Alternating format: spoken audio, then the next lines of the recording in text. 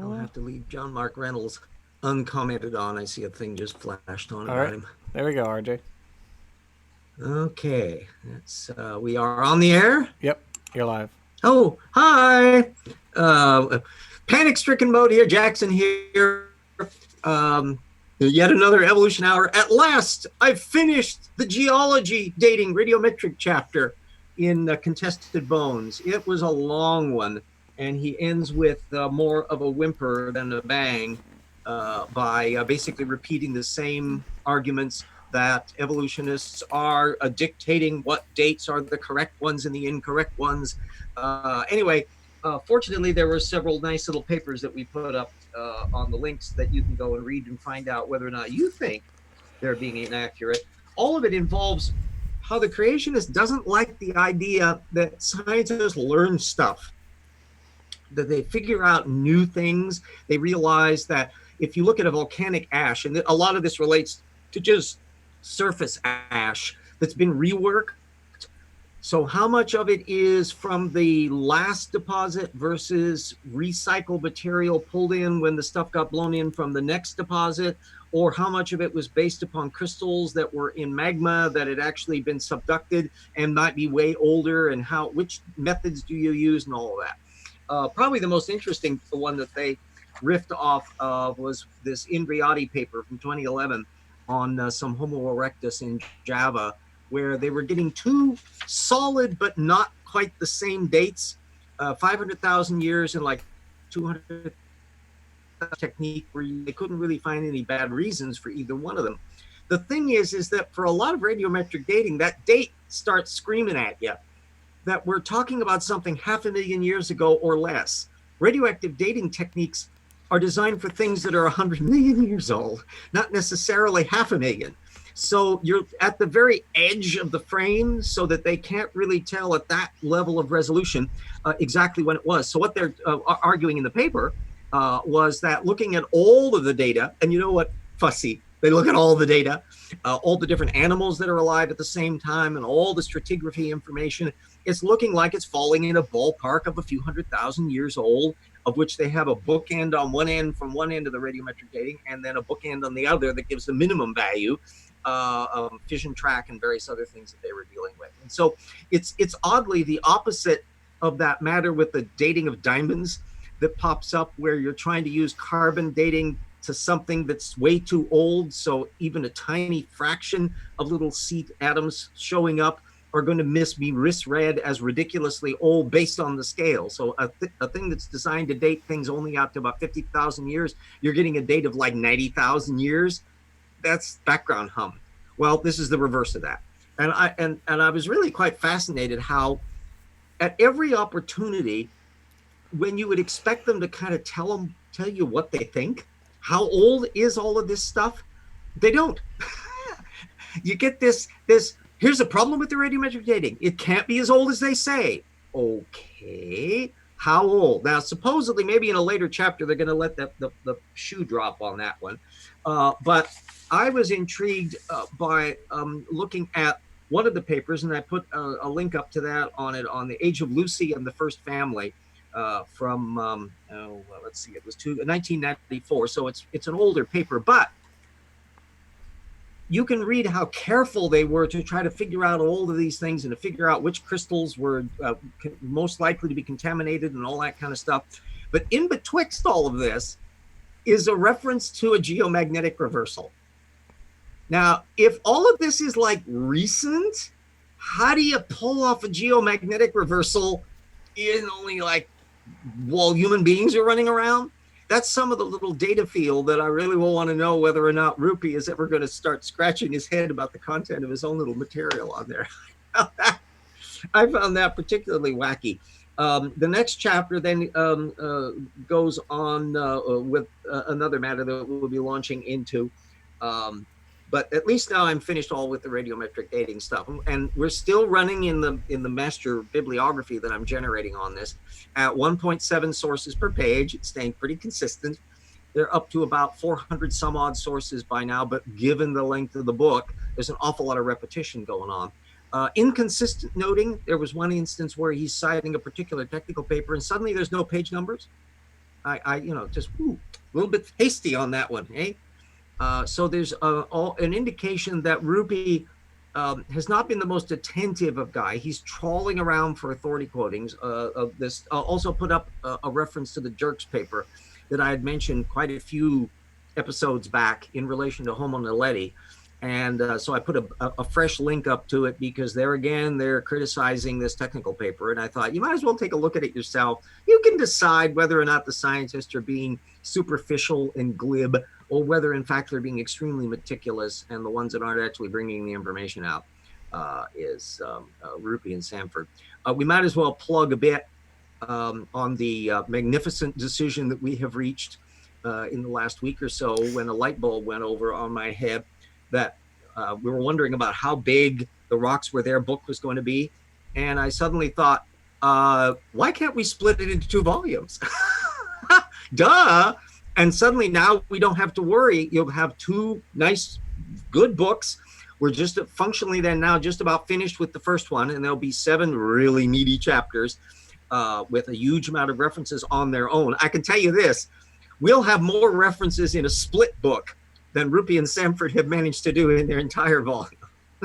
Or probably then are in all 4 of the Answers books. Oh, yeah. For one thing, because we're actually addressing virtually all of the sparse technical literature that does get brought up now and then, and they're not exactly overloading. Nobody who is footnote averse should ever be worried about reading an Answers in Genesis book, because there are not a lot of them. You get a different thing, though. There are the footnote hogs. If you look at Jeffrey Tompkins and Andrew Snelling, Tim Clary, John Woodmarapp, oh my God, I've been just wading through some old vintage John Woodmarapp from the 70s and 80s. And some of his papers, I had not encountered them before, but I was doing it, researching all of this stuff on thrust faults and the overthrust issue. And I came across this gold mine, where Woodmarapp was waving 9 of his older technical papers that he wrote at us. And I thought, oh, okay, I wonder if I could find those. Success! I was able to find all of them.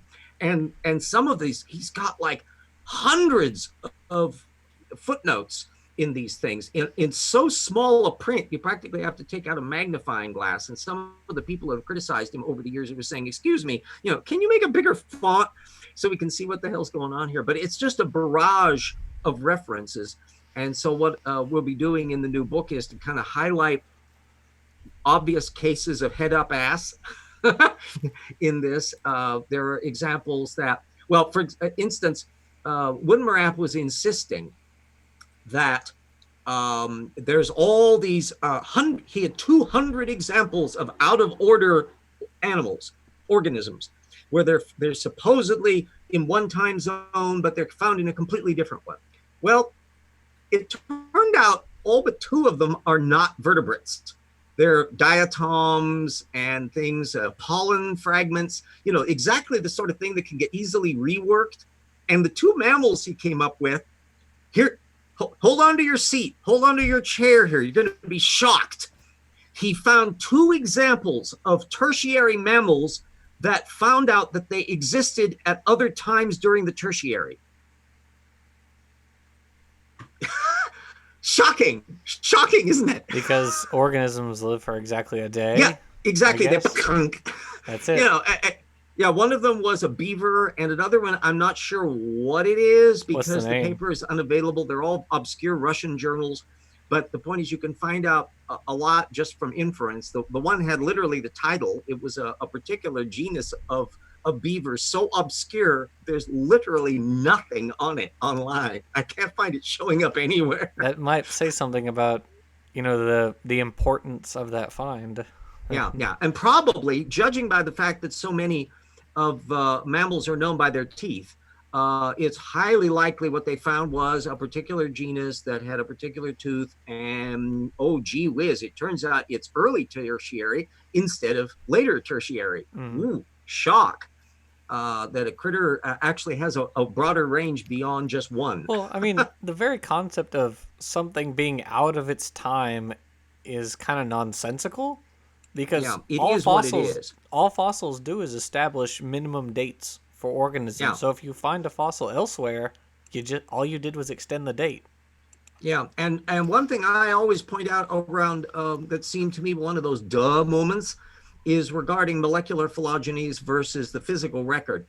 By definition, the genes that are churning around inside of an organism and the cis-regulatory mutations and stuff, those are going to be kind of kicking in the substrate for later speciation events and morphological change long before they show up physically in the objective point. So, and the odds of finding the very earliest of an organism in the fossil record is really unusual. You're going to be getting a scatter shot of ones that happen to show up afterward. So molecular phylogenies almost invariably are going to date before the fossils, Oh, but they're absolutely. never going to date after. I don't Yeah. think there's a single example.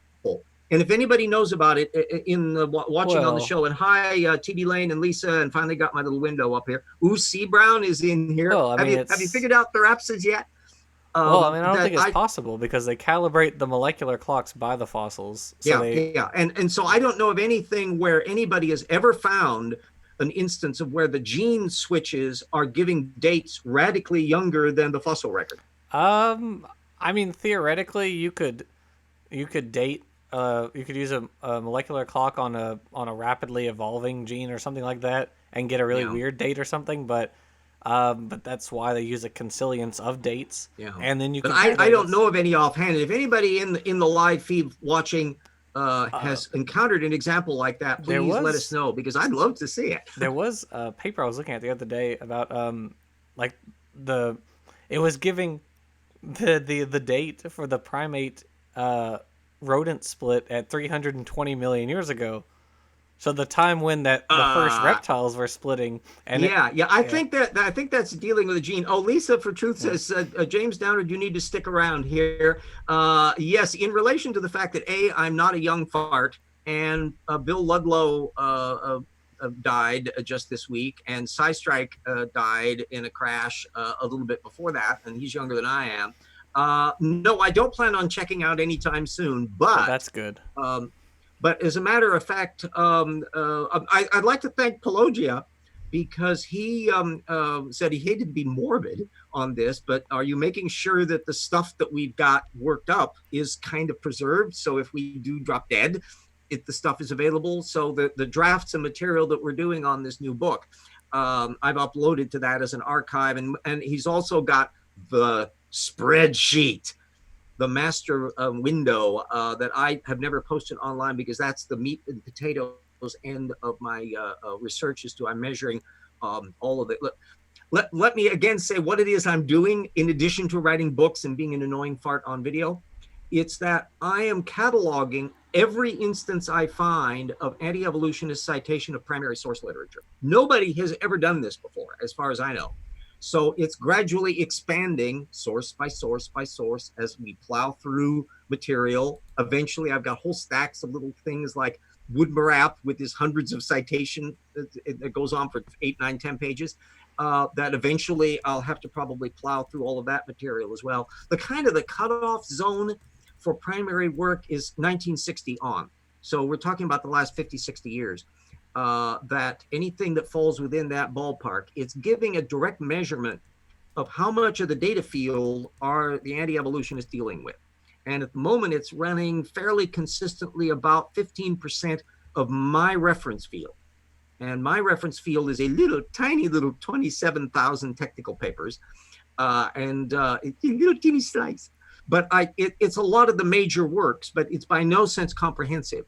So what you got going here is a ceiling of about 4,000, and it may go up to 5 or 6,000, but by the time we're all done on that, as the stuff they've cited. Then you jump up 20,000 sources to where I am at my operational level. That's a floor that's based on all of the technical literature above it that I'm just wading into.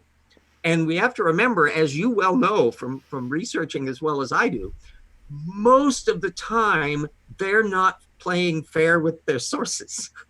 They're authority quoting, they're dated material, they're cherry picking stuff. Very So that dated. 15, yeah, that 15% value is partly a fog bank. So the ballpark value I use is that anti-evolutionists are really bumping into 10% of the data field. That's, I think, a fair guesstimation. It varies across disciplines. In the case of the reptile mammal transition, it's virtually none. I'd say I'd say since joining your crusade, RJ, uh, before I thought, wow, 10%, that's kind of low, but now I think that's probably too high of a number. Yeah, I'm very generous in that. And Yeah, I'd like to think that the nasty influence I have is that you're looking at source material in a different way when you get a source methods perspective on it than you would have when you're just looking at the surface level of the claims they're making. That it gets a very different approach when you're peeking at those little footnotes that when I was just starting out with this biz, admittedly at a time when it was much harder to get the primary source material. But when I would look at a Dwayne Gish and the material that I put in the old tip, I was looking at the surface claims that were being made and couldn't get at most of those obscure little journals that weren't available in any college. So I'm by definition looking at that of surface text. Now, the surface text is almost the least interesting aspect of what's going on. That's just the veneer. That's just the frosting. The cake is what is or is not down in that source level. And you can measure an awful lot about a source base just by looking at that material. That's why I want to look to see at what they have in their reference bibliography, what they certain topics that pop up as litmus test items.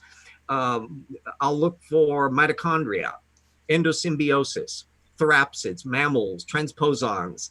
There's a whole suite of little terms that, depending on whether you're dealing with paleontology or biology, that you can look at before you go into the main text element. And if you don't find them there in the index, that's a dead giveaway that you got a problem. If you do find it there, you're homing right in on those pages to look at, oh, that's all he has to say about therapsids. Okay. And so you can find that as a way into a discussion that's honed by the source analysis. So that's the perspective. Your take on what I've just said, Jackson? I think it's very accurate. I'm excited Yeah. to have an index. Yeah, and I must say that just in the world of books, I knew when I first did the drafts for the Old Troubles in Paradise at the goal, and it was intended to be a book that I could hawk around and get published somewhere, and that eventually it got to be so bloody big. I know this is a shock that what I do tends to get larger and larger over time. That I realized that it would be difficult to do as a standalone work at that point. But even so, typically regular publishers do their own indexes. They farm it out to somebody who comes up with a nice short little index. And I usually find those indexes really inadequate.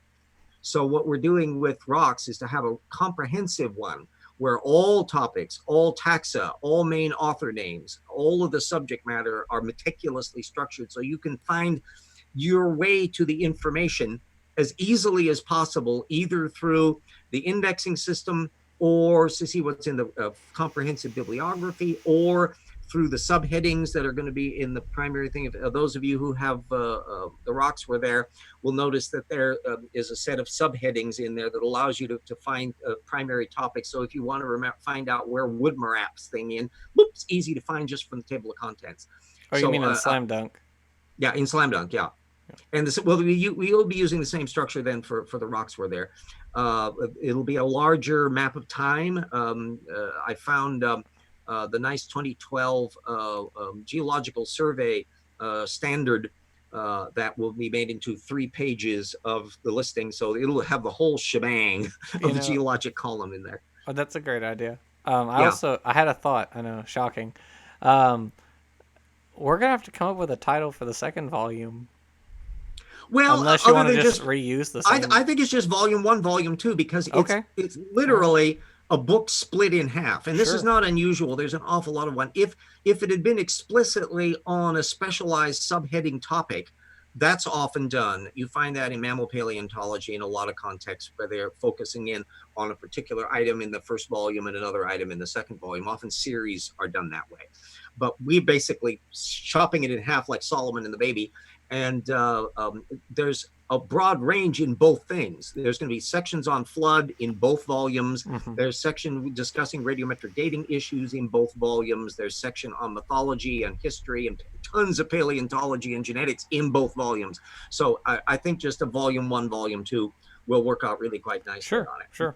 I mean, yeah, that's one of the sources I was looking at recently for the Menton chapter is like that. It's just one title and then a bunch of Yeah. volumes. Well, and that's what happened with Wendell Bird. Oh, that monstrosity that he wrote back in the 1990s. It was I realized in retrospect the reason why it's 3 times as long as it needed to be, where he tells you what he's going to tell you and then he tells you and then he repeats what he tells you, is because he's a lawyer, and that's how lawyers do law papers. I discovered that when I was doing the debate with Gary over in Seattle Gary. 5 or 6 years ago. Patrick Gary, I think. And it was on 2 the Grease v. SpongeBob Galloway characters. case. And I researched a bunch of his legal papers, of which most law papers are online. That's kind of an advantage of that particular subdiscipline. And that's when I discovered that law papers are 3 times longer than they need to be. They have exactly that level of repetition. And so when I realized finally, I see a law paper that's 90 pages long. No, it's 30 pages long, repeated 3 times. Right, right. Yeah. So it sped things up considerably. By the way, that's online. The debate I had with him, and the last time I looked, he still had not put it on his website saying that he had ever done anything. Oh, Lisa, C. Brown, you can stay around. I've told C. Brown a couple videos back that I wanted him to check with the authors of the radiometric dating chapter paper that he was effectively saying didn't know their discipline. He can contact Salvon or Taylor. I mean, they've got email addresses. That's how I did. And until you tell me what they said when you presented your argument, telling them how you knew their discipline, I was not going to accept any more comments from it. And so, put up or shut up. I noticed that he put earlier to explain the evolution of both kinesin and RNA polymerase. C. Brown, I guarantee you don't know what either of those things are or do. So stop talking about them. Yeah. I mean, there you go. Yes. Write your monograph up, C, and put it online so everybody can see and titter, and let's everybody take a look at it. We did actually talk about kinesin recently in botany. My professor likes to ramble about things, and so he talked about rambling can be nice, though. Yeah, of course, RNA polymerase. You have to, if you're going into genetics, you have to know what that does. That's crucially important for your field. So we're still amazingly at the figuring out how it's not that we don't know the systems that are involved, it's how extensive they are. And so one of the areas that I keep on analyzing for what I call the origins or bust column in my reference basing is all the stuff related to how the cells we're familiar with came about. And one of the things that's just fascinating to me is all the error correction systems in there. There's a whole slew, and they keep on discovering more and more that there's a whole bunch of things that act like cleanup crew and copy confirmers to make sure that amino acids don't get the wrong ones in. And the point is that A, how do they know something's wrong? And B, how do they get rid of it and monitor it? And in which case, why isn't replication perfect? And so you've got this delicious dance between error correction and new mutations. Well, that's why. That's exactly why it's not perfect. Because if it's too perfect, you end up with extinct. You end up with just a line of clones. And eventually you're going to fall apart on that. The one thing that makes when we say, well, why are there still bacteria? Because bacteria are really good at promiscuous DNA transfer, and in a way that vertebrates don't. I think there's only a handful of still uncertain cases of where lateral gene transfer occurs in higher animals, whereas bacteria just do it at the drop of a hat and stay bacteria. So they have a fascinating way of pulling cassettes and plastrons and all the whatever they are in there, and making use of those while maintaining the dynamic of the system. So there's still air quotes bacteria. And that's another fascinating side issue of how much of what we're seeing in the dynamics of existing bacterial forms represent what was going on X billion years ago, or how much of it's relatively recent Yeah. add-ons. Yeah. And because you don't have fossils of bacteria 4 billion years ago or 3 billion years ago, you can't be sure. And you can't tell that from fossil information. So what you got is a retro Sort of. analysis bit. Yeah. You can tell Um, gross you matters. could, right? Yeah. If you're looking at like Precambrian fossils of cyanobacteria, and you find an aconite, you can be relatively assured you know what's going on in there, or a heterocystine Yeah. or something. So, Yeah. you can tell, like you said, a little bit. You can tell a A little bit little about bit.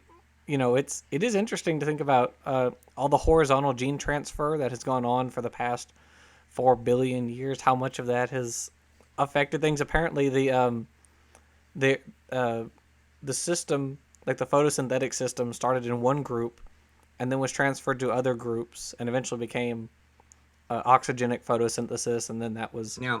And, endosymbiosis, and so and, plastids is the damn word I was plastids. trying to Yeah. think of, not plasma.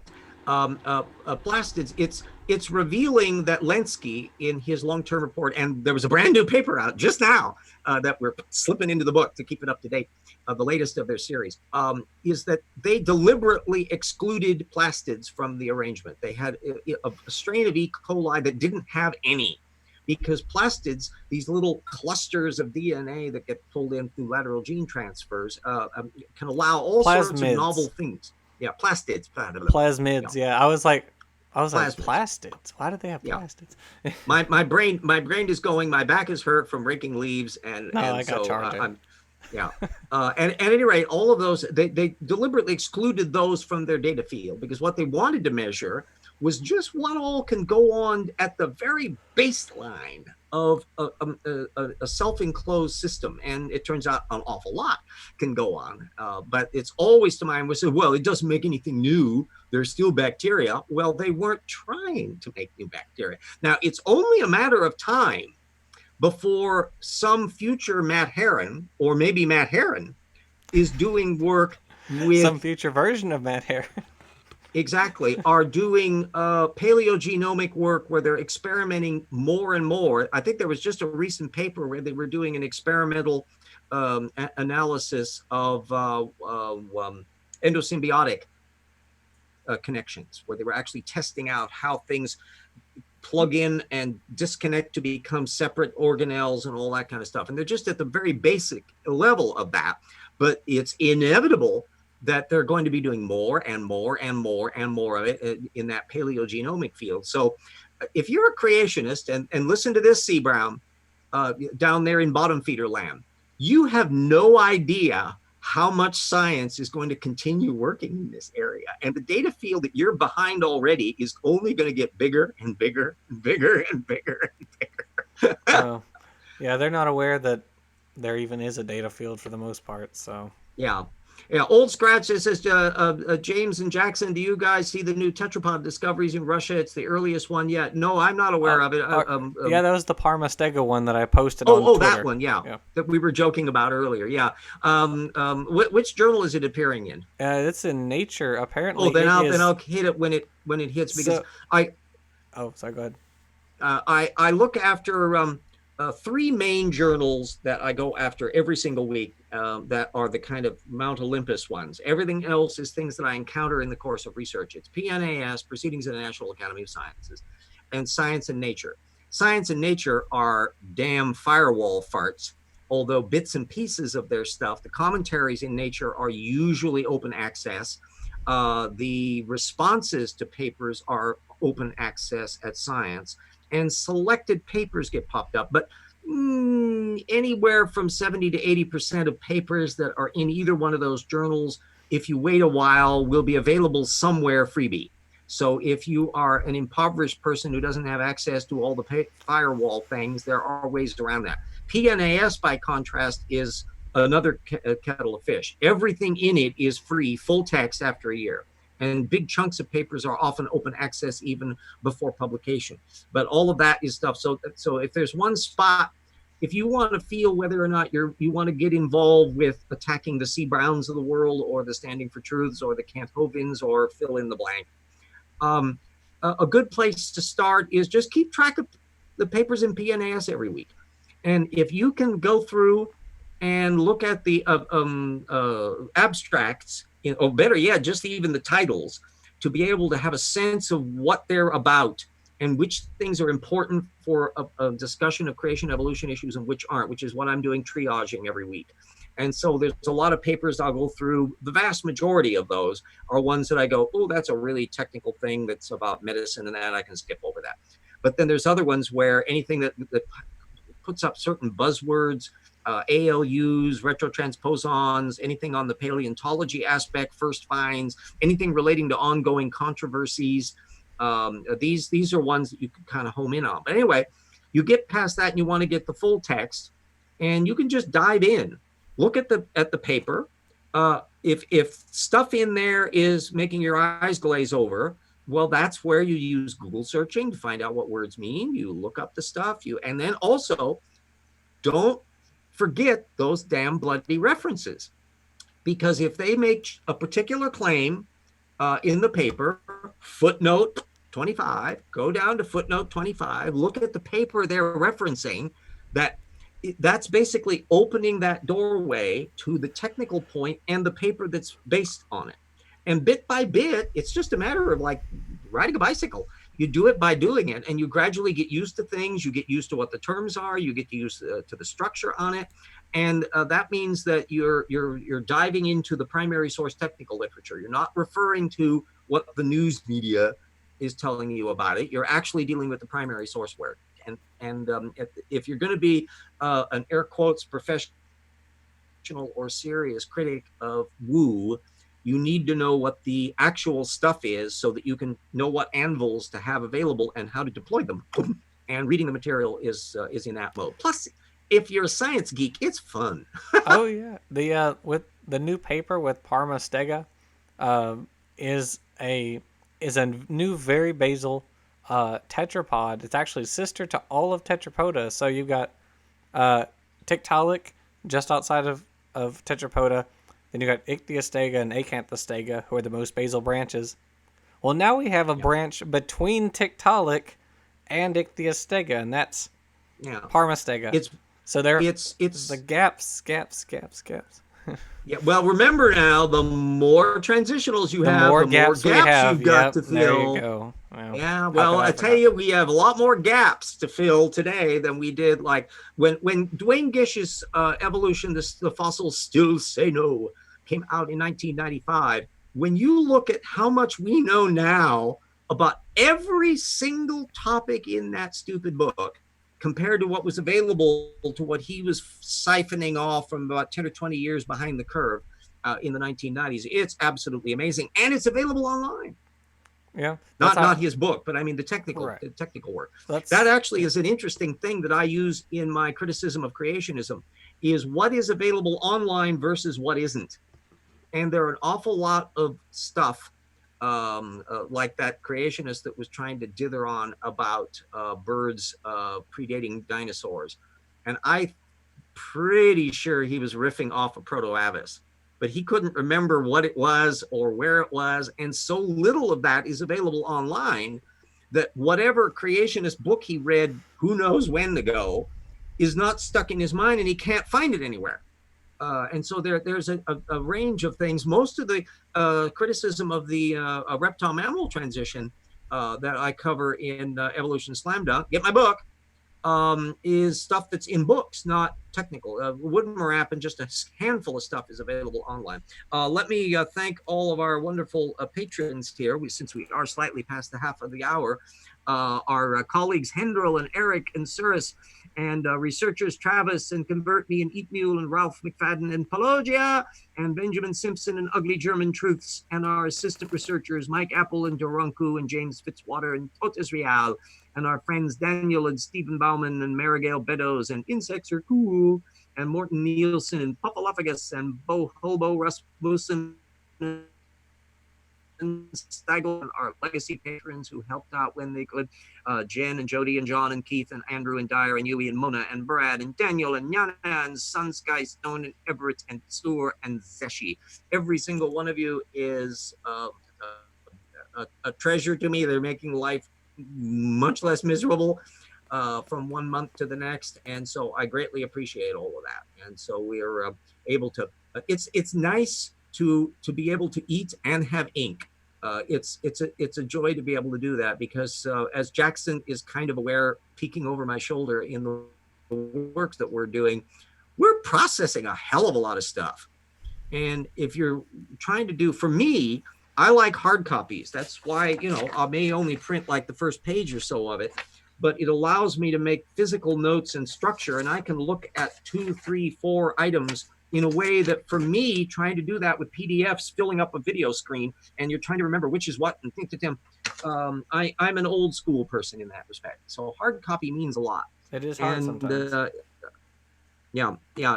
And managing information flow and where you find it. It's another reason why I'm doing that master bibliography structure, because I have masses of stuff. The inflow of data is often. I still got a stash of stuff on my dining room table of technical papers that need to be plugged into the reference base, but I'm busy working on the other things, so they'll be kind of held off on there. And every once in a while, a topic comes up, and I go, oh, I think that was already came in, and I can look at my little stash of back issues that I printed up from PNAS and go, oh, there it is, and then pull that into the field. Now, we can go to part 2 of the show, which relates to somebody that you may or may not have ever heard of, and that's G.K. Chesterton. You got me there, RJ. There you go. This is the era of J.R.R. Tolkien. It's the era of H.G. Wells. It's the era of C.S. Lewis. It's that period of Chesterton was a conservative, religious, and I think he was a Catholic mystery writer. And he created the Father Brown mystery series, which, by the way, is now in a new iteration on public broadcasting. Although these are all original stories, they aren't the ones that written the original bit. Anyway, there was a nincompoop from Breitbart, and I know that's redundant, who was linking to a piece on Chesterton about his down view on evolution in the fossil record. Well, yipes. Chesterton died in 1936. This is before DNA. This is before chromatic gnathids were discovered. This is before Tiktaalik and Pakicetus and Sphygmomyrma and all of those hominids and the DNA and retrotransposons and gene duplications and homeobox genes. You think maybe somebody in 2019 invoking an evolution critic from the days when color movies were new and people did not yet have push button telephones, or they still had landlines, is really relevant to the point of the issue. So I put up some links to a 1920s and a 1930s thing that he had done, fancies versus fads, and then as I was saying, from 1936. And I think I also put up the link to Lita Kosner from creation.com. Oh, our wonderful creation.com. G.K. Chesterton, Darwinism is an attack upon thought itself. An attack upon thought itself. Thought itself, yeah. An awful lot of what Chesterton is imagine some of the intelligent design ones, kind of on steroids. And that, so if you look at a lot of the stuff that spews out at Evolution News and just dust off the text a little bit, it's pretty much what Chesterton was dumping out in the 1920s and 30s. It was very philosophical. He didn't really discuss specific examples. He didn't have any interest in particular. He was not a scientist, so he didn't have any expertise, even on the little that was cutting edge. He basically would have only had the very tip of the neo-Darwinist iceberg to deal with in the 20s and 30s. Well, I mean, even still, it was a very decent line of argumentation. Even to this day, the underlying principles of evolution have not changed. The Yeah. You would have had two main areas anybody could have dealt with in the 1920s and 30s. One is you did have some fossil examples that were coming along. Huxley had been finding those damned horses back in the 1870s and 80s. You were seeing by then just the Archaeopteryx. a spectacular example. You were just having an inkling of the reptile mammal transition that was coming along on the scene. But the problem is that the Chestertons of the world, Lord save us from talented novelists who try to talk about science. This is the problem that Tom Wolfe got into. There's a lot of ones who are very facile with the language, and they think they can just veer over into a science topic without sufficient study. Or philosophers or computer programmers Yeah. or insert non-science field here. Yeah. Oh, Uh, and by the way, I'll give a wonderful nod to that thing you just did on PragerU and their sock puppetry with Stephen oh Meyer. my god. I, I was shocked. I was actually shocked because they had given us inklings that they were kind of vaguely anti-evolutionary, sort of, but Mm, how far? Well, we don't really know. But no, they jumped headlong into intelligent design land with this one. yeah. And So, they basically told Steve Meyer, well, here's your 10 minutes. Just go with it. And he did with all of the usual tropes. He trots out Douglas Axe and those pseudo calculations on proteins and the whole 9 yards and the Cambrian explosion. I mean, you could just sit there going, yeah, well, okay, we've got that. That's what yeah, we're expecting you to do. there were a couple of things about it. Um, One of the things I wish I'd mentioned, but I literally wrote the script in a day and got the video out that night because I was Yeah, like, yeah. we I need was to quick jump to on jump this. on it to help in what ways I Well, could. yeah, because this with PragerU, when you see that kind of stupid, you need to be on that because Mhm. it's going to be And a covered bunch are ground. going after it. So I don't think yours will be the last. It's Yeah. too juicy. Well, the one of the things I left out, I should have noted was how vague he was. In the end, he said nothing about chronology at all. Mhm. And So he never does. when you go to the video on the PragerU YouTube channel, and if you just it's creationist after creationist after creationist. Meyer, his position is not necessarily that the entirety of evolution is flawed, but all these trollers in the comment section, grifters, whatever you call them, uh, they do think evolution is totally wrong, Mhm. and he's leaving the door open for creationism. It's because of that very vagueness. Because if and you've read enough now of Meyer to know what I've been knowing for the last 20 some odd years, because I bumped into him up here in Spokane back in the 1990s, that he has no model. He has no idea of what he thinks happened. And he never tells you what he thinks happened. Is anything related to anything? That theoretically, he doesn't accept common descent, but does he accept any descent at all? And the fact of the matter is that that systematics issue is the really glaring absence both in the intelligent design and the older of creationist camp, to where it's not just that they don't like doing systematics, it's they don't do it at all, ever. There is no sense about you have species A. Is it related to any other species? If so, where did that come from? Is that related to any other species? Is there any, I mean, if they want to come out and come up with some kind of nested hierarchy of created kinds, fine and dandy, they're going to then trip over the same material that the creationists do. But they don't even try. Yeah. And none of them really are trained in it. They're not systematists.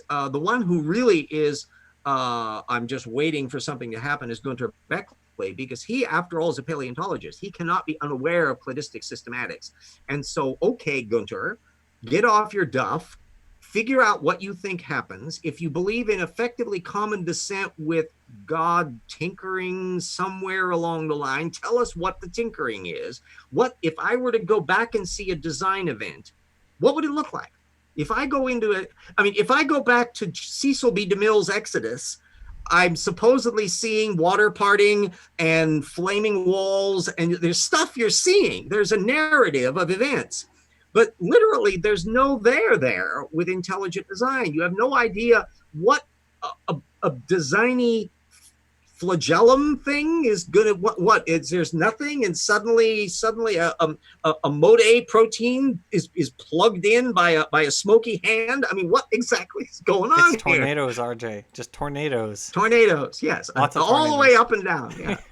Yeah, that and by never thinking through what their model is, they never have to worry about testing it. So it's purely, well, you can't explain this and you can't explain that. And so it's entirely a God of the gaps negative argument. But the problem is you're not going to displace a scientific discipline by going nya all the time. You need to be able to account for the data field better. That's how Einstein kicked the butt of Newton, was not by going nya at him, but by explaining not only new data, but everything Newton could explain with meticulous care. So you suddenly go, well, of course Newton works because it's just a slow velocity of things, and all the formulas turn into fm and all of that when you are dealing with relatively slow moving objects and not moving around black holes. But if you get too close to a star, you better use relativity. Yeah. And it never gets to that stage. They've written an awful lot of books. Usually they've got 2 or 3 books in them before they start having moss growing in their ears. That was the case for Michael Behe. Whether he can trot out another one, we don't know. Didn't he just put out one last year, wasn't it? Yeah, just brand new one, which is no better. I don't even remember the name of it. Yeah. Oh, yeah. I can't think of it right off the bat. I don't even remember the name. That's how big of an impact. And Michael Denton has his 3rd book, and as you well know, I went through Michael Denton, and we're also dealing with Michael Denton. He's just an amazingly obtuse person that sort of concedes stuff, sort of accepts common dissent, but sort of ain't good enough. You got to be clear as to what you think in terms of a model. And you will got to give the creationists, at least the young earthers, the conviction of their stupidity, that they go right blundering on ahead talking about floating megaforests and radioactive decay accelerations and shifting continents and super flash freezy ice ages and all the rest. I mean, they at least try to present a model. It turns out that when you start looking close, though, it's only a cartoon of a model. But ID doesn't even get to the cartoon level. No, yeah. I remember having that conversation with long story short, where I asked him if 2 species were related to each other within the same genus. He said, "I don't know." It's like, how? I don't know. Well, and that doesn't surprise me at all. Because he's a Meyer guy. So. Well, yeah, exactly. Because they don't think about it. There was at the one time I bumped into Casey Luskin over in Seattle. I spent a lot of time. I always like to get places early, and so I was schmoozing with the various audience members. They were down all eating cupcakes and that down in the bottom of the church hall where this was being held. And there was one guy who apparently was a young Earth creationist who apparently wasn't aware that Steve Meyer and Casey Luskin are not young Earth creationists. And I was asking him, he was very impressed with the thing he had seen on the video about the Cambrian explosion. And so I asked him the killer questions. What do you think was alive then? And suddenly, because they're not detailed. So there is no map of time about that. Whereas anybody who's really interested in paleontology can't help but start populating their mental map with the actual things. Oh, heck yeah. So for you and I, Tiktaalik is not a name. It's an organism living in an environment in a particular time frame, in a particular place that has a particular continental arrangement, that has a particular climate system. All of these layers on layers on layers that we can then remember or not, or look up the more details in the technical papers at our leisure. But you move over to the poor little schnook there in eating the cupcake, and it's just Cambrian. Poor little and there were phyla. There were phyla. Ooh, and the phyla are all made at once. Yeah. At a point that I don't know when. That was something else I wish I'd done. I sort of reiterated the argument with the phyla, because he says the phyla appear within about 10 million years. Representatives of modern organisms appear within 10 million years. What do they look like?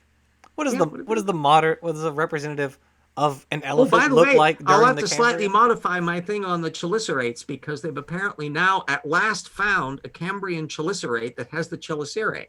Yeah, that was like I think it was less than a Brand month new. ago. Yeah, Yeah. brand Which puts spanking new. that former one, the earliest known before, as an outlier, or what? There's now a systematic issue. Is it a derived form that loses the chelicerate, or is it one that's off on the cousin that's almost a chelicerate because it doesn't yet Huh. have them developed yet? So now there's yet more Well, gaps yeah. I to mean, account for. it's possible that like the I think well with the turtles, there's a beak form, and then after that there's a non-beak form, and then there's another beak form. So it's possible that there were like multiple radiations of the Yeah. beak. You know that Well, and now this thing. developmentally, that for years when I was just getting into the biz, back in the 80s and 90s and reading up on this stuff, that turtles were routinely referred to as anapsids without skull openings, and that now they're regarded as derived forms that the diapsid skull opening had closed up, Mm, so that they didn't have those anymore. And that's in part because now they know much more about the developmental biology, and they know more about the genetics, and they have more fossils on the blip and all that. mm, Immutable destiny mentions that general relativity theory converges to Newton's theory of gravity when you don't have extreme mass and distorted space. Newton just figured out a very narrow result of general relativity. And when you think about it, duh, he's looking at objects on an Earth that's pretty big, and you're lobbing stuff around. Newton's great insight was the fact that he was able to see the connection between planetary motion and motion of just objects. Because Galileo had worked out the motion of objects, Kepler was working out the motion of the planets, and there was the, I can't say light bulb moment because, candle moment, when he notes that's the same stuff. And that was the great insight, is when suddenly the heavens and the earth were not separate anymore, that a universal phenomenon could accommodate both of them. But when you're not dealing with objects moving at the speed of light, and they didn't even know how fast light was other than like really fast, but they didn't know exactly how fast. And the idea, it took really, I think it was like in the middle of the 19th century, Riemann space and that was worked out when they started thinking about curvatures and mathematically curved spaces. And that's when people started to toy around with the idea that why do we assume that space is all boxy linear? Does it have to be that way? And it turns out, no, that it can curve in a variety of ways depending upon what mass does and all of that. So it takes a lot of steps to get around to all of these things. And you can trace the science. Anybody that loves just general history should be fascinated by the history of how scientific development works. And there's tons of works on whether it's the big war between what's his name on phlogiston, Priestley, and Lavoisier on oxygen. There's a couple books on that subject. There's the whole bit, of course, about Newtonian cosmology and how that was worked out, Big Bang cosmology, and which connects up to the modern times because you got intelligent designers going on all anthropic on us. Ooh, the Big Bang, that's Genesis. yeah. History of science is pretty neat. I think I've only read one book that's kind of a history of science. It was really just a history of Darwin's thought on evolutionary theory. It's titled Darwin's Fossils by Yeah. Adrian Lister. Really good book, also pretty short, so Yeah, and decent it's read. it's important because we have to remember that nobody comes out of the box with a giant light bulb moment where they figure it all out. Mm, And everybody can make mistakes. They can Galileo's model of tides was wrong. And there's a whole bunch of things where people who are really brilliant can still have blind spots in areas. Alfred Wallace was a anti-vaxxer in his era. I mean, there's all sorts of things. yeah. Scientists are human beings, and they exist in the cultural context. I've mentioned this before, and it's a useful thing to remember about, is you can't disconnect it from the political context as well. So an awful lot of the squabbles that were going on over what you would think were not political issues, like how old rocks were, was in fact hot stuff items because of the French Revolution and who was on which side of the French Revolution. Another thing that played a part into all of those debates was the whole discussion of extinction that came along during that period. And it got Cuvier, yeah. Oh, good heavens. This is a thing where it was everybody in the scientific world was like just gobsmacked. What? Animals that went extinct? Well, that's not possible. Everything was made perfect in Eden. There can't be extinction. That's not possible. And it was a really momentous cognitive leap in the period from the late 18th century into the 19th century when they go, no, I guess there were things that were alive that have gone I extinct. mean, I love the logic of it. We found this thing. It's unlike anything we've ever seen before, and it's very unlikely to live anywhere on Earth today, given all the places that we know. So it probably is dead now.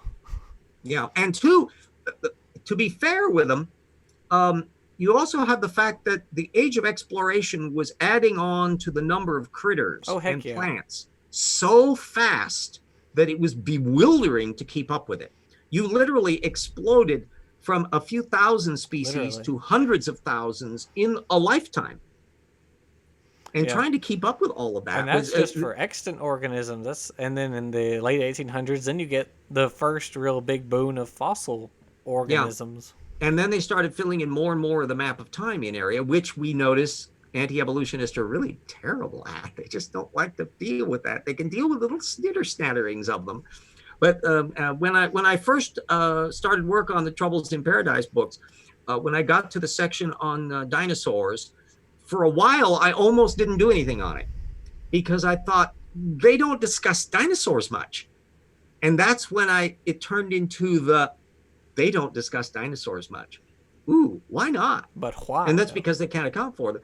Virtually the only one in that earlier stage that kind of dived into it was Dwayne Gish. He was the Mr. Fossil Geek.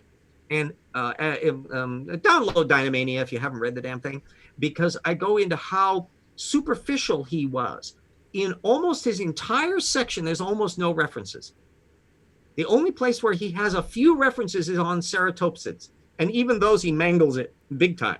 Now this we're talking mid 1990s, and so there was an awful lot of stuff for him to be overlooking at that stage. Yeah, I mean Yeah, that's yeah. They had found the protoceratopsids, psittacosaurids, the later ceratopsians. yeah, It's pretty much the main players in the lineage were all known by then. So yeah, and so it was a big league failure, and since then. As we've been looking at what little that's been done on the baraminology angle here, if anybody thinks to learn about dinosaurs by reading anti-evolution literature on dinosaurs, you ain't gonna know much. nope. Sorry, you're not gonna do very well because we read. Whereas if you go to the regular science field, either in general books in the library or in the technical literature, you are soon enough going to be just inundated with such a range of information that you just either have to be a geek and go for it. So the Oh, difference between that barren desert. Oh, jump in. RJ, that actually that reminds me. What your comment reminded me about the thing we were talking about last week after the show, because I was reading about the holobionts. I was reading Mm-hmm. about bacteria that were endosymbionts of protists, and these protists are in different groups of arthropods, and the arthropods got the protists originally from dinosaur droppings. Remember that? Oh yeah, Remember yeah, what the I'm talking? dinosaur. Yes, I looked into that because that is really it's icky, but absolutely fascinating. The range of ways that organisms get all the little things they do. One of the big problems that you find across the board with anti-evolutionists is that bloody map of time.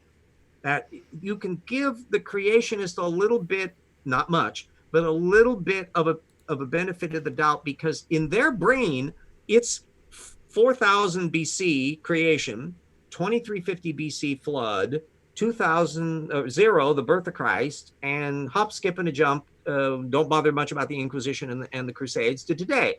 It's only a 6,000 year time frame, and they have almost no data field on it. The ones that I'm very annoyed with are the amiable Fazal Ranas over in Old Earth Creationism or the Steve Myers of the world that are not disputing the geological record. They're not disputing the chronology. So they don't have that little 6,000 frame. They have billions of years to fill, and their brains don't do it. They don't really try to get a grip on this happened, then this happened, then this happened, then this happened, then this happened over that vast array of time. And then the one that I'm most pissed off with in the design movement is Michael Denton, because he does not object to speciation. He does not object to common descent in principle. You just never have him thinking about it. So where exactly is the descent going on? Where exactly? He's always prattling on about there's not a proper Darwinian mechanism going on, and then he never looks at the data field. And so if you don't have your things Myers on the same way. So here's the thing. If anybody wants to talk about the fossil record, whether you're a creationist or an evolutionist, jolly well know about the damn fossils. Don't try to dither-dother about things that you got from a secondary account, or like Kent Hovind from Harun Yahya, that you got to look at the original material and create your own map of time. Work out the chronology, work out where things are, read the science literature, get some data field on your thing, and then try to account for the bloody data. If you want to give it a whack from creation science, C. Brown, if you want to write your damn monograph and show how the therapsids and dinosaurs and trilobites and anomalocarids and all these things fit into your grand scrunched in framework, do it. Don't dither-dather about it. Don't talk about it. Don't put comments on in videos and copy off claims that you've got from creationists. Put your money where your mouth is and write something and be serious about it. And I at least give people who give it a whack. You got to give those damn creationists props for just tenacity, even if they can't see much because their head is too far up their ass to spot it.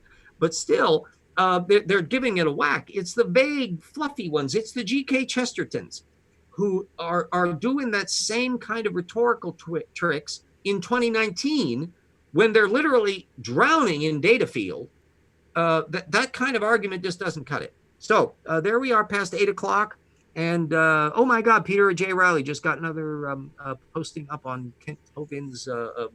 Peter Riley has been covering Kent Hovind off and on at Forbes magazine for years and years and years. And I just see a little blurb that's in that he's put a posting up on. Is that the person who's working with Robert Beatty?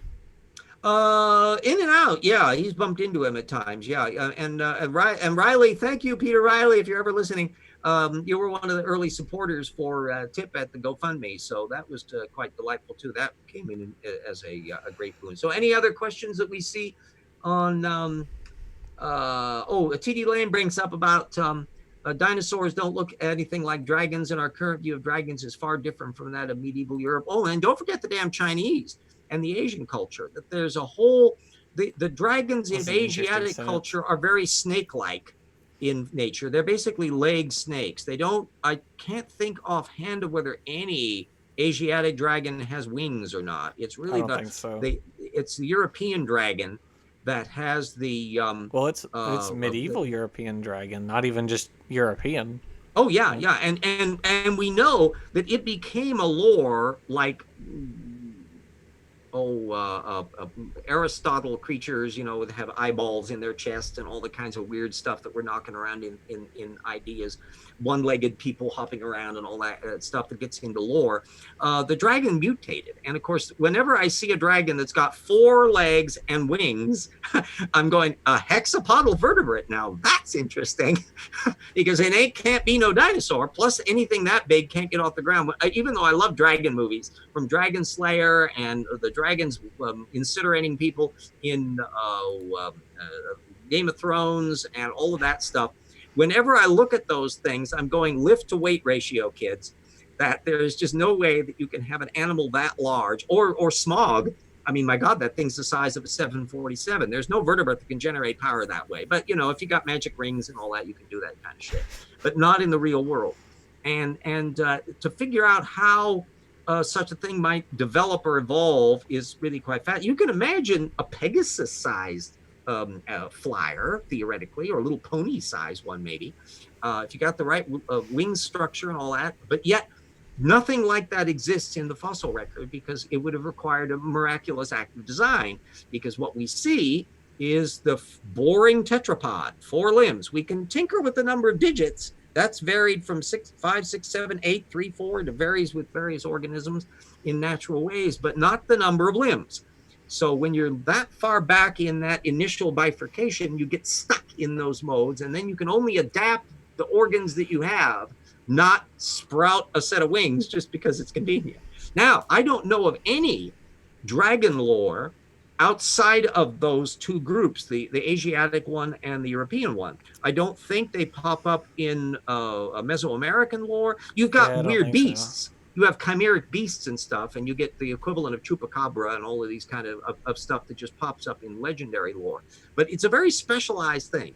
And we know, in fact, we're going to be mentioning it in the Rocks book, the beautiful example of the creationists who jumped off the cliff about the depiction of dragons by Leonardo da Vinci, great painter and genius. Oh, he was seeing a live dragon, except he wrote about how he made it up based upon a commission. Somebody says, hey, Leonardo, I need some dragon paintings, okay? Well, okay, you take some little bit of lion and you take a little bit of this and you put that. He actually explained it. Well, He's not seeing RJ, a real animal. if they could read, we wouldn't be having this problem. So, Yeah. Oh, T.D. Lamb brings up pterosaurs. That's the wacky thing about those. Some of the pterosaurs are so bloody big. oh They're yeah, absolutely fascinating. yeah, And Hatzegopteryx is like I think as tall as a giraffe.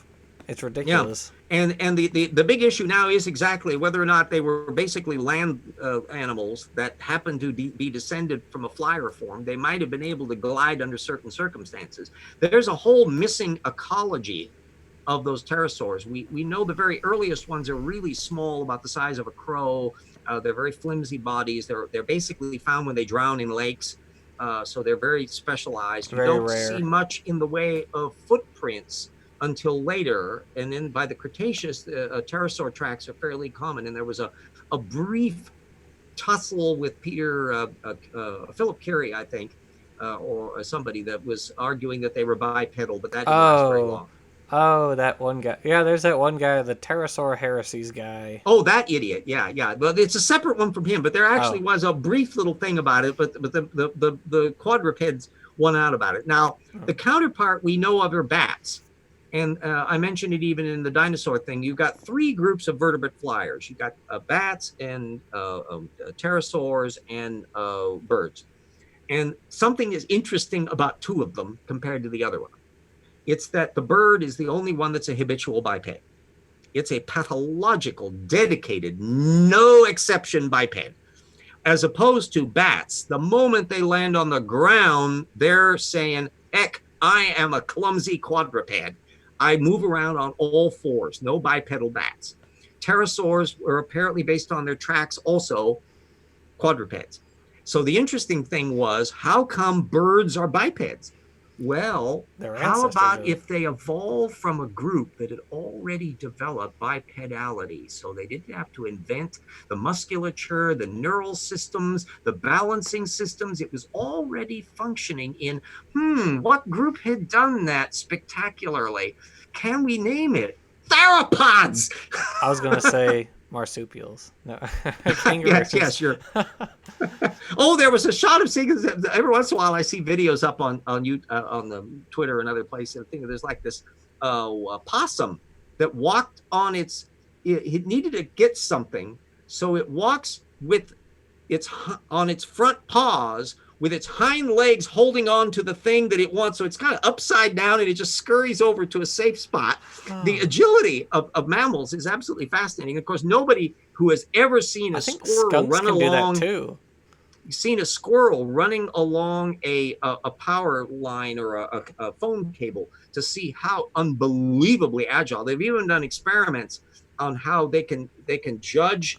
They're trying to find what's going on in the squirrel brain as to how it can jump to a spot, and what if the spot is unstable. So they've got like platforms that bounce up and down, and it's just absolutely astonishing the kinds of stuff that's going on in their wee little heads. Well, I Hmm. digress. We're past our show in here.